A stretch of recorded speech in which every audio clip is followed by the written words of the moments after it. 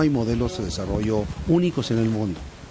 Ya Estados Unidos, en la crisis de 2008-2009, hizo que el país norteamericano, el capitalismo por excelencia, rescató a la banca, rescató a la industria automotriz, rescató a las empresas hipotecarias y rescató literalmente a las familias norteamericanas al otorgarles una cantidad enorme de subsidios. Claro, políticas contracíclicas que a veces se nos pasan la mano o a veces simplemente son insuficientes. En México, la crisis de 2008-2009, palidecieron las propuestas del gobierno mexicano, del gobierno federal, en cuanto a sus políticas públicas. Y hoy por hoy, el gobierno federal, el presidente Calderón, el secretario de Hacienda, andan presumiendo a lo largo y a lo ancho del mundo que México tiene estabilidad financiera, o estabilidad macroeconómica, o estabilidad en las finanzas públicas, o estabilidad en la libre convertibilidad de la moneda.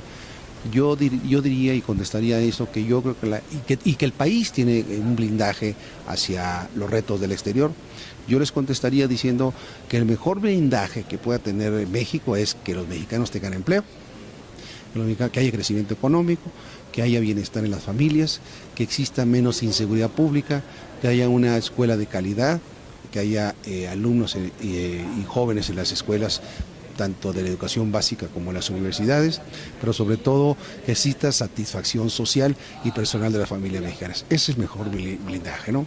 A nivel internacional, el mundo se está debatiendo en la crisis, no suelta, y nosotros parecería ser que estamos en un momento en que queremos a la expectativa a ver qué pasa en Estados Unidos, a ver qué pasa en el mundo, para que podamos crecer. Financiamiento crediticio para las pequeñas, medianas y para la empresa mexicana, grandes, pequeñas y medianas.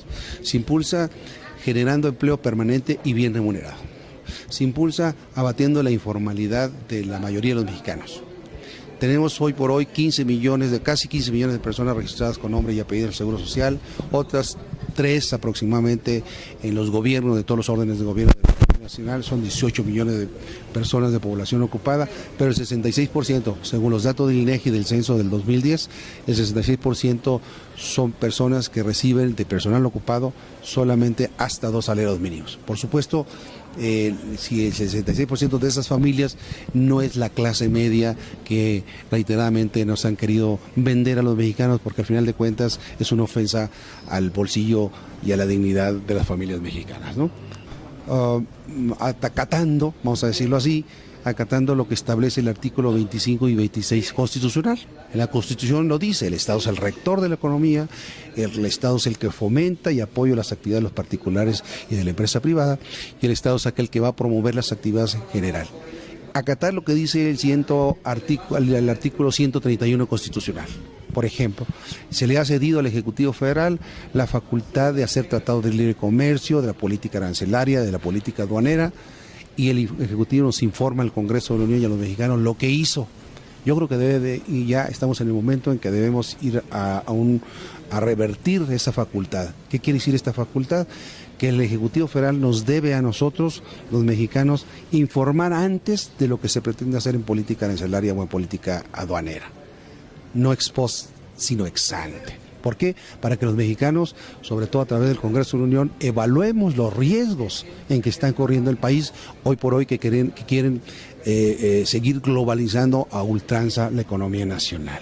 La FAO, por ejemplo, dice que los países del mundo, para que tengan seguridad alimentaria, deben producir cuando menos el 75% de lo que consumen.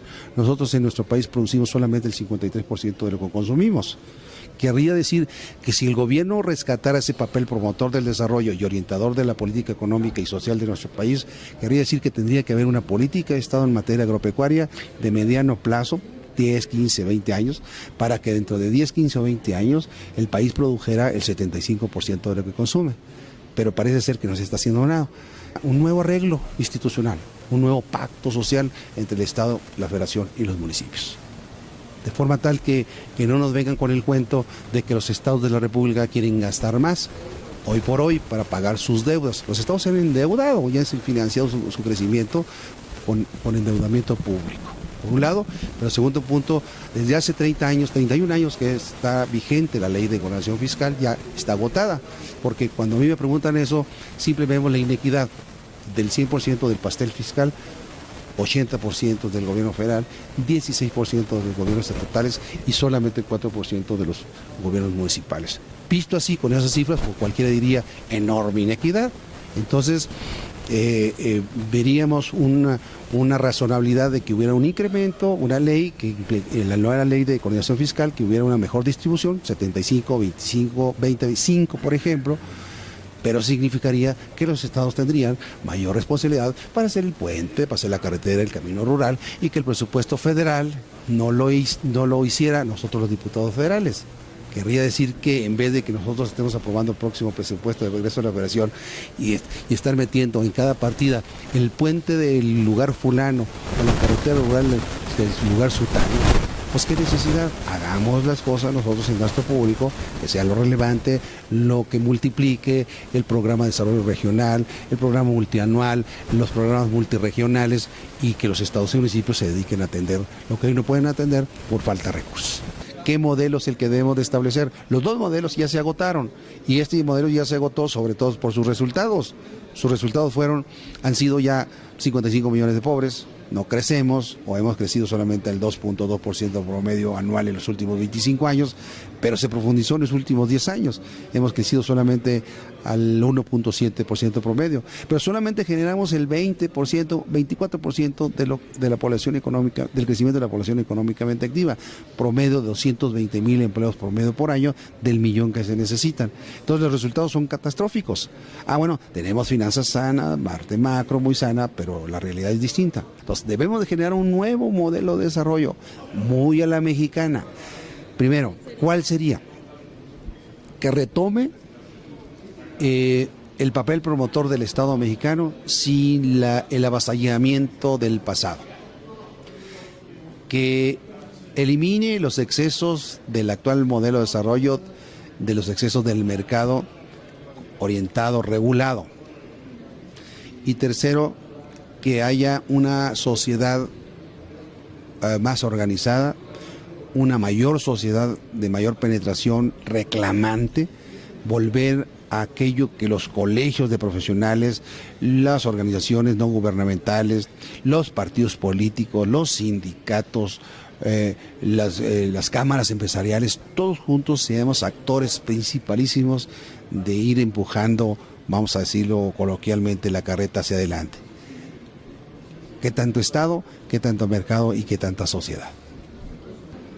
Que tengan mayor permanencia en el tiempo y sobre todo asistencia técnica. La banca de desarrollo ya se le olvidó la asistencia técnica. Entonces es un papel muy importante que debe haber la asistencia técnica en el campo, en la pequeña y mediana empresa y en todas las actividades. Y luego, por ejemplo, Nacional Financiera, Bancomex, la Financiera Rural, el FIRE y todas esas instituciones de bancas de fomento deben de ser... no deben estar tan dispersas como están actualmente. Por eso nosotros en el PRI, los diputados del PRI, hemos propuesto una ley de banca de desarrollo que estamos por dictaminar en las próximas semanas para que podamos darle un incentivo adicional al fomento del mercado interno, ¿no? PRI, nuevo modelo, mi país, desarrollo tributario, priista.